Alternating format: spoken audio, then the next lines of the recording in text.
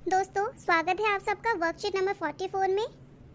Video का background same है लेकिन वर्कशीट नहीं है, क्योंकि आज भी हमारा टॉपिक वर्कशीट का यही रहेगा, यमुना रिवर, उसकी साफ़ सफाई, तो इसलिए बैकग्राउंड हमारा सेम है। चलिए दोस्तों आज स्टार्ट करते हैं और हम हिंदी और इंग्लिश दोनों मीडियम में उसके आंसर्स देखेंगे।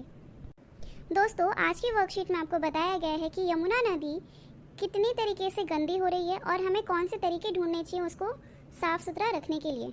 दोस्तों दिल्ली के लिए पानी का मुख्य स्रोत कौन सा है? यमुना नदी। लेकिन फिर भी पूरे भारत में सबसे ज़्यादा प्रदूषित नदी बन चुकी है, जिसकी वजह से इसे मृत नदी बोला जाता है, मतलब जिसमें जान नहीं है, क्योंकि इसमें इतना ज़्यादा पॉल्यूशन हो गया है। और दिल्ली के लगभग 90 नालों का गंदा पानी छोड़ा जाता है इस यमुना नदी में। यमुना नदी एक्शन प्लान 1993 में बना था, जो कि यमुना को साफ करने के लिए लागू हुआ था। सरकार अब तक इस परियोजना में बहुत सारे पैसे खर्च कर चुकी है, लेकिन अभी भी यह नदी हमारी आदतों की वजह से बुरी स्थिति में। लेकिन दोस्तों आप जानते हैं, कोरोना की वजह से जब हम लोग 1-2 महीने घर से बाहर नहीं निकले थे, उस समय नदी इतनी साफ हो गई थी जितने की 20 वर्षों में नहीं हो पाई थी। तो आप सोच सकते हैं कि हमारी आदतों का कितना बुरा प्रभाव पड़ रहा है नदी पे, और सोचिए उसी नदी से हम पानी पीते हैं।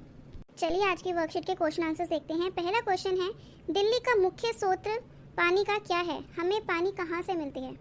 दिल्ली में पानी का मुख्य स्रोत यमुना नदी है।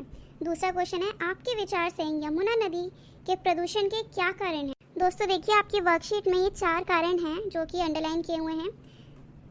पहला, दूसरा है धार्मिक गतिविधियाँ, तीसरा है कीटनाशक मीन फर्टिलाइजर्स वगैरह यूज़ करते हैं जब खेतों में डाली जाती है, तो उसका रिसाव भी कहाँ पे आता है? पानी में आता है, नदी में आता है। लास्ट है हमारा औद्योगिक कचरा मीन्स फैक्ट्री इंडस्ट्रियल वेस्ट। तो ये चारों पॉइंट्स आपको अपनी कॉपी में लिखने हैं। तीसरा क्वेश्चन दोस्तों बहुत मज़ेदार है। क्वेश्चन है, यदि आपके पास वरदान अलादीन की तरह ही कोई जादुई चिराग होता तो आप जिनसे यमुना नदी के लिए कौन सी 3 इच्छाएं पूरी करने के लिए कहेंगे? मैं चाहूँगी कि जिन ऐसा कर दे कि सारे सिटीजन नदी के लिए जागरूक हो जाएं, खुद से वो गंदगी ना करें, वो आसपास फैक्ट्रियाँ ना खोले जहाँ पे नदी हो, उसका कूड़ा नदी में ना जाए, और मूर्ति विसर्जन ना करें, क्योंकि इन तीनों वजह से नदी बहुत ज़्यादा प्रदूषित होती है।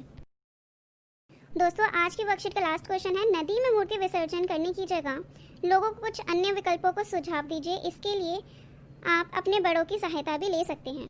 दोस्तों आप जानते हैं गणेश चतुर्थी या फिर दुर्गा पूजा के टाइम पे कितने लोग भगवान की मूर्तियाँ नदी में बहाते हैं, लेकिन आपको पता है उनसे कितना ज़्यादा पॉल्यूशन होता है, और साथ में जो जीव पानी के अंदर रह रहे हैं उनकी भी बहुत हानि होती है।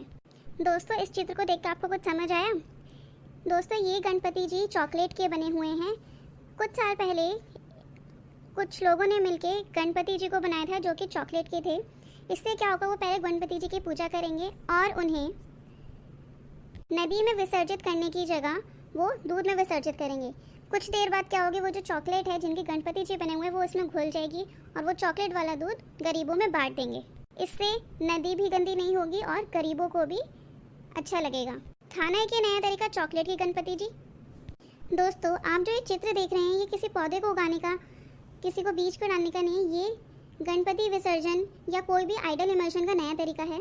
इस तरीके से किट आती है जिसमें जो गणेश जी होते हैं वो बहुत इको फ्रेंडली होते हैं, मतलब उनको मिट्टी से बनाया जाता है, और ऐसी मिट्टी होती है जो कि खाद बनाने में मदद करती है, जो बहुत उपजाऊ मिट्टी होती है। उसके साथ साथ इस किट में एक पॉट दिया जाता है। उस पॉट में गणेश जी को जब विसर्जित का टाइम आता है उसमें डाला जाता है। कुछ टाइम बाद पानी डालकर उसमें आप अलग अलग तरह के बीज डाल सकते हैं, और इस किट में बीज भी आते हैं जैसे कि टमाटर, भिंडी इत्यादि के बीज।